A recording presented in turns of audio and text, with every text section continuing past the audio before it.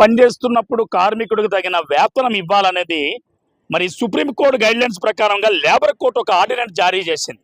మరి జారీ చేసిన ఆర్డినెన్స్ ను పాటించకపోతే మరి అక్కడ లేబర్ యాక్ట్ పనిచేస్తుందా అని అంటే పని చేయట్లేదని చెప్పాలి. శాంక్షన్ చేసిన 16,000 రూపాయల జీతం ఇవ్వగా కేవలం 6,000 రూపాయల జీతంతోనే ఈ యొక్క కార్మికుల్ని ముందుకు తీసుకెళ్లిపోవడం జరిగింది. మరి ఏదేమైనప్పటికీ కూడా రూల్ ప్రకారం అంటే మరి 16,000 రూపాయల జీతం ఇవ్వాలి కదా.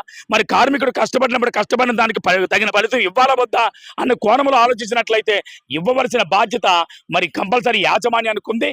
యాజమాన్యం మరి సరిగా చేస్తుందో లేదని చెప్పి దాని మీద పర్యవేక్షణ లేబర్ కోర్టులు ఏవైతే ఉన్నాయో వాటికి కూడా కంపల్సరీ ఉందని ఈరోజు ప్రత్యేకంగా మరి కలెక్టరేట్ని ఆశ్రయించారు. అసలు వారు ప్రధానమైన సమస్య ఏంటో తెలుసుకొని ప్రయత్నం చేద్దాం. సార్ చెప్పండి, ఈ రోజు వరకు మరి ఇప్పటి వరకు అంటే ఇప్పటి నుంచి 6,000 రూపాయల జీతానికే మీరు కంటిన్యూ చేస్తున్నారు. మరి అది 16,000 రూపాయల జీవో అయింది. మరి ఈ రోజు వరకు జీవోను అమలు చేయడం కారణాలు ఏంటి? గత వైసీపీ ప్రభుత్వం 16,000 జీవో విడుదల చేసింది 2019 డిసెంబర్లో. అది అప్పటి నుంచి కూడా 16,000 జీతం ఇవ్వాలి, కానీ కార్మికుడికి పిఎఫ్పిఎస్ఏ కట్ చేసి 6,475 రూపాయల జీతం ఇచ్చింది. జీవో వచ్చినప్పటికీ కేవలం 6,500 జీతంతో ప్రభుత్వ హాస్పిటల్స్లో పని చేయించుకోవడం అనేది జరిగింది. అప్పుడు A1 కాంట్రాక్టర్ ఆధ్వర్యంలో థర్డ్ పార్టీ కాంట్రాక్ట్ వర్కర్లుగా వీళ్ళు. మరి ఆ జీవోని 2021 జూన్ నుంచి కొత్త కాంట్రాక్టర్ వచ్చాడు కృష్ణా కన్స్ట్రక్షన్. అప్పటి నుంచి 16,000 జీతం అమలు చేస్తున్నారు. ఆ 16,000 జీతంలో కూడా 4,800 రూపాయలు బోత్ సైడ్స్ రెండు పక్కల పిఎఫ్పిఎస్ఏ కట్ చేసి 11,200 మాత్రమే ఇవ్వడం జరిగింది. అన్యాయంగా 4,800 కట్ చేయడం అనేది కార్మికుల్ని వాళ్ళని దోచుకోవడం అనేది మేము చెప్తున్నాం. ఎందుకంటే 4,800 పిఎఫ్పిఎస్ అవ్వదు. వర్కర్ యొక్క పిఎఫ్పిఎస్ఐ 2,040 రూపాయలు మాత్రమే. అదొకటి కటింగ్ చేస్తే 16,000లో 13,960 రూపాయలు చేతికి రావాలి. కానీ రెండో పక్క పిఎఫ్పిఎస్ఐ కూడా వాళ్ళ దగ్గరే కట్ చేసి కట్టింది మాత్రం అంత కాకుండా 4,500 తీసుకొని 1000 నుంచి 1,500 కార్మికుల దగ్గర నుంచి దోచుకోవడం జరిగింది కాంట్రాక్టర్. దాని మీద అనేక సార్లు మేము కలెక్టర్ గారికి కంప్లైంట్ ఇచ్చాం, హాస్పిటల్ మేనేజ్మెంట్ కంప్లైంట్ ఇచ్చాం, సూపరింటెండెంట్లకి డైరెక్టర్లకి కంప్లైంట్ ఇచ్చాం. దేని మీద ఏ రకమైన కదలిక లేదు. మా పోరాట ఫలితంగా 2024 సెప్టెంబర్ నెలలో 1,220 రూపాయలు కాంట్రాక్టర్ పెంచుతూ 12,420 రూపాయలు ఇవ్వడం జరిగింది. అయినప్పటికీ 13,960కి ఇంకా సుమారుగా 1,200, 1,300 తేడా ఉంది. ఆ రకంగా కార్మికుల్ని కాంట్రాక్టర్ దోచుకుంటున్నాడు. వాళ్ళ పైన ఉన్న ప్రిన్సిపల్ ఎంప్లాయర్గా ఉన్న సూపరింటెండెంట్లు కానీ డైరెక్టర్లు కానీ కంప్లైంట్లు ఇచ్చినా పట్టించుకోవడం లేదు. ఈ రోజు మా సమస్య ఏంటంటే, మొదటి కరోనా కాలంలో 6 నెలల పాటు విమ్స్ హాస్పిటల్ని కరోనా హాస్పిటల్గా ప్రకటించారు. శానిటేషన్ కార్మికుల్ని అదనంగా తీసుకున్నారు. అదనంగాను. అయినప్పటికీ కూడా ఆ కరోనా కాలంలో కుటుంబాలను వదులుకొని ప్రాణాలకు తెగించి కరోనా పేషెంట్ల దగ్గర పనిచేశారు శానిటేషన్ కార్మికులు.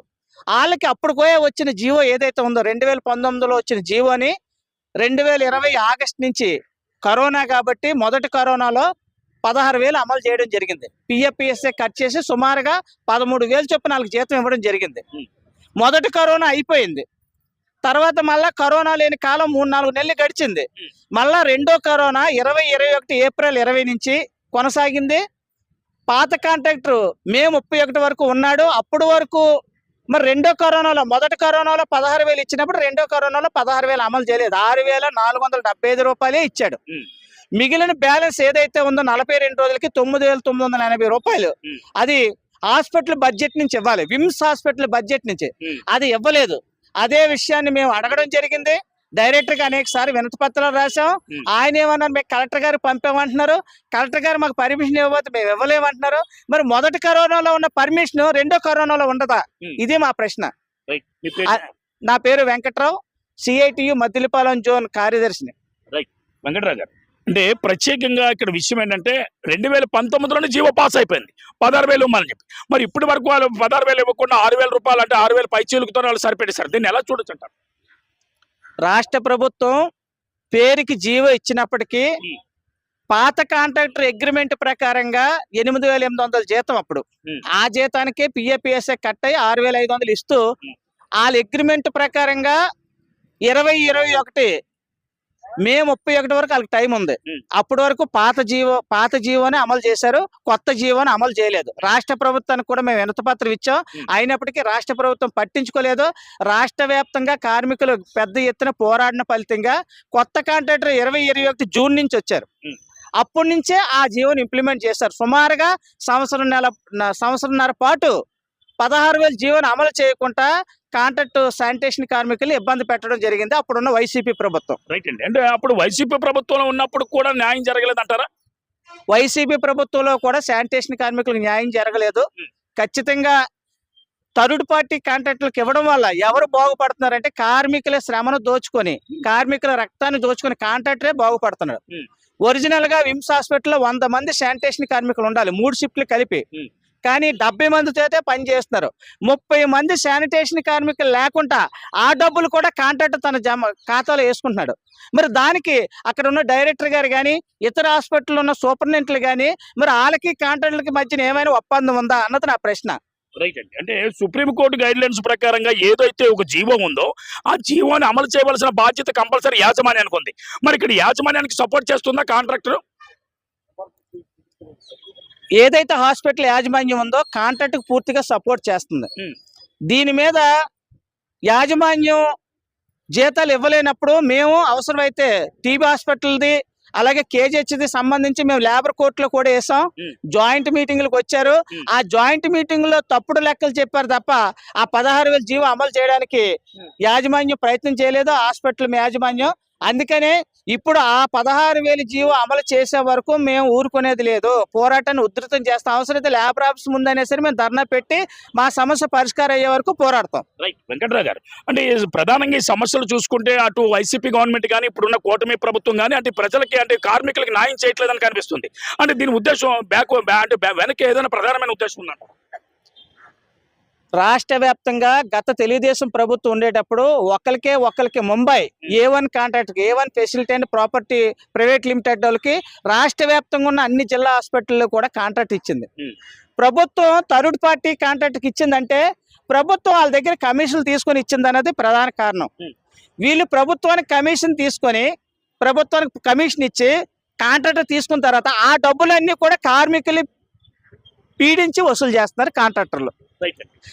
ఏదైతే ఇప్పుడు 6,000 రూపాయల పైచీలకు ఇవ్వాల్సి ఉందో మొత్తం ఎంతమందికి సుమారు ఇవ్వాలి? ఇప్పుడు ప్రధానంగా ఒకరు ఇవ్వకపోతే నష్టం మీరు తీసుకుని స్టెప్ ఏంటి? ఇప్పుడు 42 రోజులు రెండో కరోనాకి సంబంధించి విమ్స్ హాస్పిటల్లో 70 మందికి ఈ జీతం ఇవ్వాలి. మనిషికి 9,980 రూపాయల చొప్పున ఇవ్వాలి. సుమారుగా 6,80,000 90,000 సుమారుగా వాళ్ళకి రావాల్సి ఉంది. ఆ డబ్బులు ఇవ్వాలి, విమ్స్ హాస్పిటల్ బడ్జెట్ నుంచి ఇవ్వాలి. ఇవ్వని పక్షంలో మేము విమ్స్ హాస్పిటల్ ముందు ధర్నా చేస్తాం, కలెక్టర్ ఆఫీస్ ముందు ధర్నా చేస్తాం, లేబర్ ఆఫీస్ కూడా కంప్లైంట్ ఇచ్చి లేబర్ ఆఫీస్ ముందు కూడా ధర్నా చేస్తాం. మాకు రావాల్సిన బ్యాలెన్స్ వచ్చే వరకు మేము పోరాడతాం. మరి నవీన్, మరి ఏది ఏమైనప్పటికీ కూడా మరి కార్మికులు అయితే కష్టాలు పడుతున్నారని చెప్పాలి. కరోనాలో కూడా ప్రాణాలకు తెగించి సేవ చేశారు. అయినప్పటికీ కూడా యాజమాన్యాలు మరి ఎందుకు మరి గుర్తించట్లేదు? ఈ రోజు విమ్స్ హాస్పిటల్ ఏదైతే ఉందో మరి ఆ యాజమాన్యం ఎందుకు అయిపోతుందో డైరెక్ట్గా కార్మికులతోనే మాట్లాడే ప్రయత్నం చేద్దాం. అమ్మ చెప్పండి, కార్మికులుగా ఎప్పటి నుంచో విమ్స్ హాస్పిటల్లో మీరు పనిచేస్తున్నారు. మరి మీకు అసలు 6,000 రూపాయలు జీతం తర్వాత మరి మీకు ఏమైనా పెంచారా? పెంచితే ఎంత పెంచారు? మరి దానివల్ల మీకు ఏమైనా ప్రయోజనం ఉందా? మాకు పెంచింది మొన్నటి నుంచే పెంచారు సార్, 2 నెలలు బట్టి పెంచారు. 12,440 రూపాయలు పెంచారు అంతే, ఇంకేమీ మాకు పెంచలేదు. 16,000 రూపాయలు జీతం అని అన్నారు. ఎప్పుడు కూడా అలాగా హాస్పిటల్లోని మేము కరోనా టైం కానుంచి మేము కష్టపడే 9 సంవత్సరాలు, నేటికి 10 సంవత్సరాలు. ఇప్పటికి ఆ 10 సంవత్సరాలు బట్టి కూడా థర్డ్ పార్టీయే. మేము కాంట్రాక్ట్ ఎవరు వచ్చినా సరే మాకు ఇది లేదు.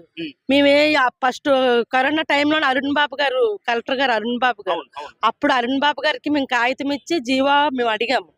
అడిగేటప్పుడు ఏమొచ్చి సరే 16,000 జీతం వస్తుందమ్మా చెయ్యండి అమ్మ అన్నారు. రోజుకి 500 కూడా ఇస్తానన్నారు. అవి కూడా మేము అడగలేదు. ఆ 6,475 రూపాయలకే చేసాము. ఈ రోజుకి కూడా మేము అందులో చేస్తున్నాము. మేము 42 రోజులు జీతం అడిగితేనేమొచ్చి కలెక్టర్ గారికి ఇచ్చాము, డైరెక్టర్ సార్కి ఇచ్చాము, అక్కడ ఏవో సార్తో మాట్లాడాము. ఎవరు కూడా మమ్మల్ని పట్టించుకోవట్లేదు సార్. మీ పేరు చెప్పండి. రాజేశ్వరి. రాజేశ్వరి గారు, 6,475 జీతంతో మీరు ఎన్ని సంవత్సరాలు పనిచేశారు? అన్ని సంవత్సరాలు ఎలాగ మీ కుటుంబాలు పోషించారు? మేము మరి ఏం చేస్తాం సార్, కడుపు జరక్క వచ్చిన వాళ్ళమి మరి అలాగా 6 సంవత్సరాలు చేసాం సార్. ఉమ్. 6 సంవత్సరాలు చేసాం. అదేనమ్మా, అంటే ఒక కుటుంబాన్ని పోషించాలంటే మినిమం నలుగురు ఉంటారు ఒక కుటుంబంలో. నలుగురు ఉన్న కుటుంబంలోని మరి నలుగురు పోషించాలంటే 6,475 రూపాయలతో ఎలా పోషించగలుగుతారు? మరి అలాగే ఈ గెంజో కడుగో ఏదో మరి మాకు పేద కుటుంబాలు ఎలాగుంటాయి సార్, ఉమ్. మధ్య తరగతి కుటుంబాలు అలాగే మరి బ్రతుకుతున్నాము. ఉమ్. ఇప్పటికీ కూడా మేమేమి ఏటన్నాము, మాకు రావాల్సిన జీవో మాకు వచ్చినట్టు మాకు చెయ్యాలి. ఉమ్. మాకు 42 రోజుల జీతం ఎప్పుడు కూడా మాకు అమలు చేయమని చెప్తున్నాము. ఎప్పటి నుంచి ఎన్నో కాగితాలు ఇచ్చాం. ఉమ్. ఈ వెంకట్రావు గారు మేము మా సభ్యులు అందరూ కూడా మేము తిరుగుతున్నాం కలెక్టర్ ఆఫీస్ కి, మా ఏవో సార్కి, డైరెక్టర్ గారికి చాలా కాగితాలు ఇచ్చాం. చాలా సార్లు అడిగాం సార్, అసలు ఎవ్వరు పట్టించుకోవట్లేదు. ఇదిగో అదిగో అంటారు. డైరెక్టర్ గారు మొన్న వెళ్ళి అడిగితే అంటారు, ఏదో వదిలినా సరే మీరు ఇది వదలరా మీరు, ఇంకెన్ని రోజులు అలా తిప్పుతారు, మర్చిపోరా, మాకు అక్కడ ఇవ్వలేదు మేము ఎలా ఇస్తామని అడిగారు డైరెక్టర్ గారు. రాజేశ్వరి గారు, ప్రధానంగా ఈ రోజు కలెక్టరేట్ దేనికి వచ్చారు? ఏం సమస్య? అంటే మీకు ఏ విధమైన మేలులు చేస్తే మీ జీవితాలు బాగుపడదు? మాకు వచ్చిన జీతం మాకు ఇవ్వమని చెప్పి అడుగుతున్నాం సార్. మా డిమాండ్ అది. నెల కరెక్ట్ గా జీతం పడిపోవాలి మాకు. 10వ తారీఖు కల్లా జీతం. మాకు 16,000 రూపాయలు జీతం, పిఎస్ కట్ అయ్యి మాకు 12,000 ఇస్తున్నారు ఇప్పుడు. దాని మీద పిఎస్ కట్ అయ్యి మాకు 14,000 రావాలి, లేకపోతే 13,000 రావాలి. అంతే తప్పించి మాకు తక్కువే వస్తుంది. మా తరపుని కాంట్రాక్ట్ బ్రతుకుతున్నాడు. మేము పేదవాళ్ళు, మధ్య తరగతి కుటుంబాలు మేము నాశనం అయిపోతున్నాం. ఇదేనా ఇంకా బ్యాలెన్స్ ఏమైనా మీకు రావాల్సి ఉందా? మాకు రావాల్సిన 42 రోజులు జీతమే సార్. ఎంత? 9 అదో చార్ చెప్పారు, 9,000. రైట్ రాజేశ్వరి గారు, ఈ జీతమేనా మీకు ఇంకేమైనా రావాల్సిన బ్యాలెన్స్ ఉన్నాయా? అంటే అదేం చెప్తారు? ఈ రావాల్సిన బ్యాలెన్స్ మాకు ఈ 42 రోజుల జీతం సార్ 9,970 రూపాయలు సార్. ఈ 75 మంది ఉన్నాం సార్. 70 మంది. ఈ 75 మందికి మాకు 70 మందికి ఇచ్చి మాకు మంచి జరుగుతుంది అనేసి ఇప్పుడు కలెక్టర్ గారికి కాగితం ఇవ్వడానికి వచ్చాం సార్. పరిస్థితి అయితే ఇది. ఈరోజు వాళ్ళు ఒకటే కోరుతున్నారు, విమ్స్ హాస్పిటల్లో నిన్న మొన్న కానుంచి కొన్ని సంవత్సరాల తరబడి పనిచేస్తున్నారు. అయినప్పటికీ కూడా 6,000 రూపాయలు అంటే 6,475 రూపాయల జీతానికే మరి ఓర్చుకొని ఓపికతో పనిచేస్తారు.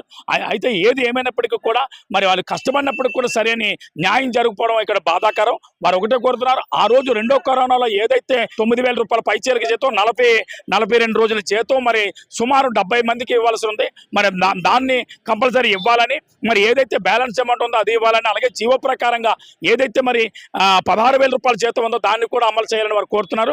వీడియో జర్నలిస్ట్ నవీన్తో సిటీ న్యూస్ వైజాగ్ వేణుగోపాల్.